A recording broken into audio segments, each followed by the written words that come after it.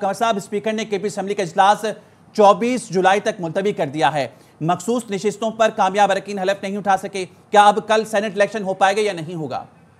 नहीं, election commission Pakistan जो है अपना जो इंतखाबी शेड्यूल जारी किया था सेनेट के इलेक्शन के बारे में, वो विड्रा करेगा, मुअत्तल करेगा, और जब तक ख्वातीन की रिजर्व सीटों के बारे में हलफ नहीं हो जाता उस वक्त तक इलेक्शन कमीशन अब शेड्यूल जारी करने पर तैयार नहीं होगा। शेड्यूल से वो जारी करेगा जब ख्वातीन और माइनॉरिटी का बाकायदा हलफ हो जाए, तब इलेक्शन कमीशन पाकिस्तान आज तरह जो है वो इंतखाबी शेड्यूल जारी करेगा। फिलहाल जो 21 जुलाई का जो इजलास है वो नामुमकिन है और वो इलेक्शन कमीशन पाकिस्तान आज किसी टाइम इसको वापस ले लेगा।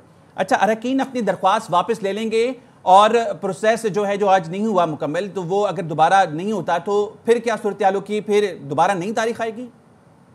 नहीं, तारीख तो नहीं आएगी ना। अब तो है कि 21 जुलाई को आज इजलास नहीं हुआ, हलफ नहीं हो सका। 25 अरकान हैं, ख्वातीन भी और माइनॉरिटी का, उनका हलफ नहीं हो सका। जब हलफ नहीं हो सका तो हाउस मुकम्मल नहीं है, तो इस लिहाज से जब तक हाउस मुकम्मल नहीं हो जाता इलेक्शन कमीशन पाकिस्तान अपना शेड्यूल जारी नहीं करेगा। अच्छा, एक फार्मूला जो तय किया गया था कि 6 नशिस्तें हुकूमत और 5 नशिस्तें ऑपोजिशन ले लेगी, तो ये फार्मूला भी अब नहीं पॉसिबल होगा? ये तो उनकी अंदरूनी पार्टी के जो हैं वो उनकी अपनी पॉलिसी है, लेकिन असूली तौर पर हमने जो नजर रखी हुई थी, हमारा अपना टेक्निकल तौर पर हमने देखा है कि तहरीक इंसाफ की नशिस्तें जो हैं वो 6 नहीं बनती, 7 बनती है।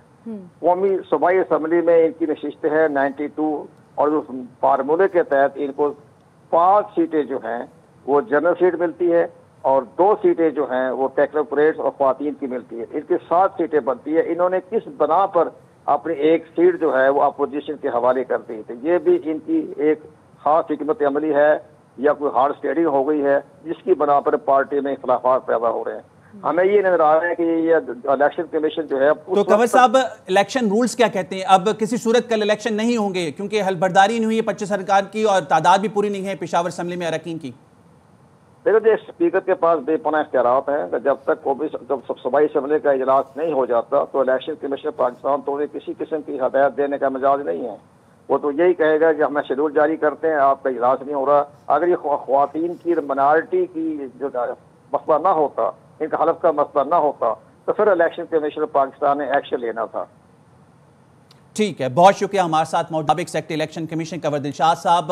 अहम पेशरफ्त हुई है। खैबर पख्तूनख्वा असेंबली का अहम तरीन इजलास कोरम की नज़र हो गया। इजलास शुरू होते ही कोरम की निशानदेही कर दी गई। स्पीकर केपी असेंबली ने कहा असेंबली में अरकान की तादाद 25 है, कोरम पूरा नहीं है, तो इसलिए इजलास मुलतवी कर दिया गया।